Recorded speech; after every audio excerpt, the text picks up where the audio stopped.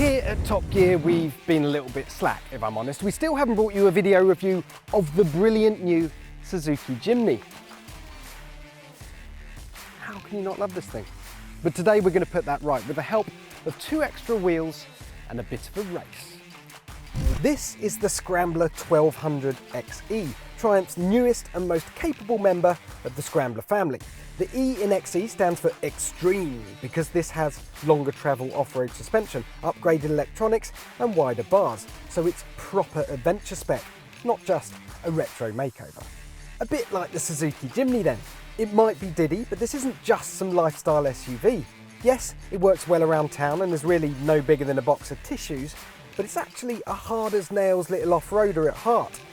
By the way, yes, these are all-season road tyres rather than knobbly off-road tyres, but Suzuki was confident they would cope with what we have planned today. Now, clearly there are some fairly major discrepancies between these two vehicles. Number of wheels is the obvious one, but also weight and weather protection. But there are similarities. Engines. This has a 1.2 litre twin with 89 brake horsepower. The car has just 11 horsepower more from a 1.5 litre engine, 100 horsepower. Both are naturally aspirated, both have manual gearboxes. The bike costs from around 12.5 grand. This starts from 15.5 grand. But most importantly, despite the fact that both of these look fantastic when you're poncing around outside a cafe, both of them are born to be off-road. So here's the plan. We're at Triumph's incredible adventure experience centre at the foot of the Brecon Beacons in Wales to have ourselves a little race. Car versus bike, one at a time against the clock around a loop that involves loose gravel, big bumps and severe slopes. Riding the Triumph is the annoyingly talented Matt Reed. Driving the Jimny is the annoyingly competitive me. Right, bike first. Let's see what I can learn from the pro. Right, mate, you ready? Yeah. Start your engine, mate. 3, 2, 1.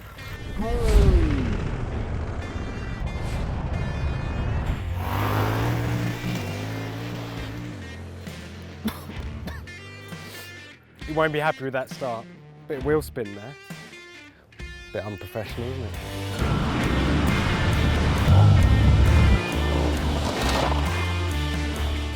You see him, he looked nervous, didn't he? You could tell. It's the Jimny. It's an intimidating machine, isn't it?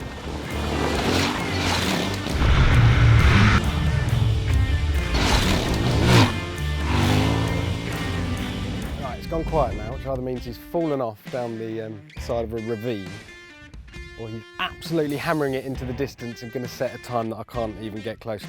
Probably the latter, I think.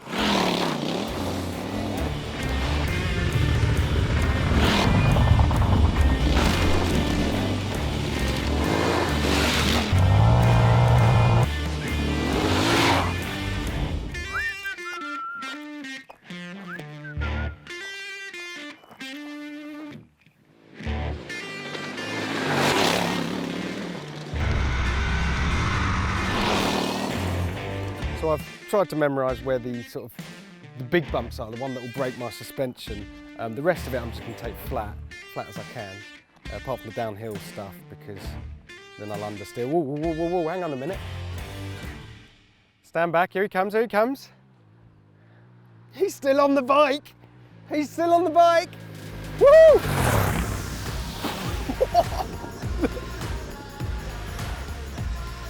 Oh! Not bad, 3 minutes 20.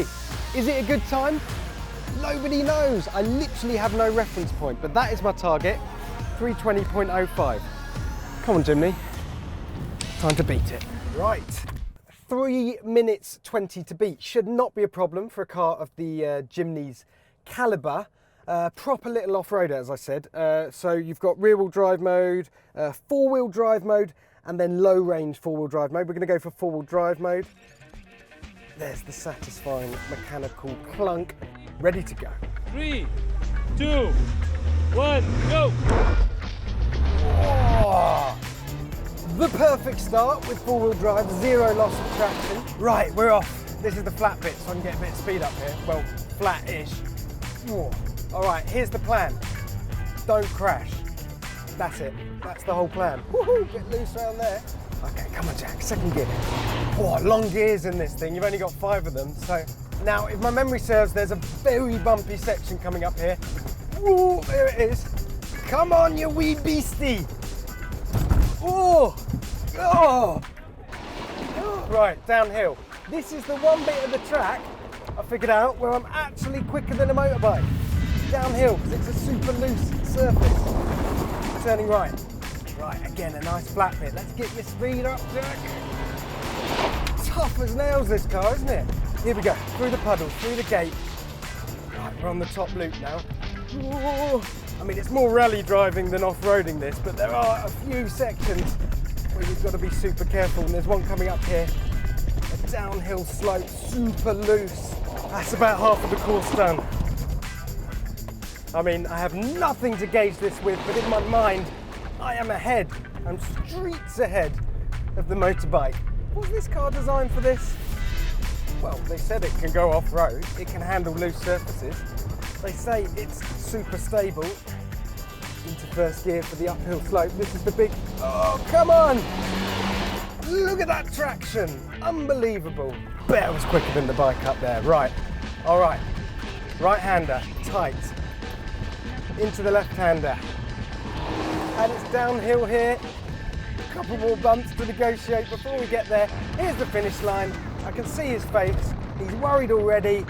And across the line. Now, I don't want to blow my own trumpet, but that felt good. Better than 3 minutes 20 good. I'm absolutely tingling with the adrenaline. Go on then. Did all right. Give it to me. I think there's something wrong with your clock, mate. 5 minutes. So hang on, that's Total. 1 minute 40 slower than you. Yes. Yeah, I think your phone might be broken. You might want to take that to Carphone Warehouse after this. I did double check it. So I think, you know, we're All right, pretty good. it's a fair result, but how impressed are you with this little car? Tough as nails, isn't it? I am impressed, considering I know every rock, ditch and bump. But, And to be, that's probably worth about 1 minute 40 around here, would you say? maybe. Yeah. It's done really well. I'll take that as a moral victory. Yeah, good. So there you have it, a comprehensive victory for the Triumph, an awesome machine. But I can't tell you how impressive the Jimny is when you throw it at the scenery. The ground clearance means you just fly over everything. Most of these won't see action beyond a supermarket car park, and that's a bit of a shame because it's so much more capable than its size or badge or price tag suggests. A proper little indestructible brick of a car this is, for not much money at all. Which brings me to the 4-hour drive back to London. Bit of a chill in the air, looks like it might rain, getting pretty dark.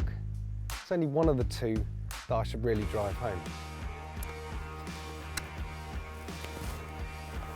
Well, you only live once.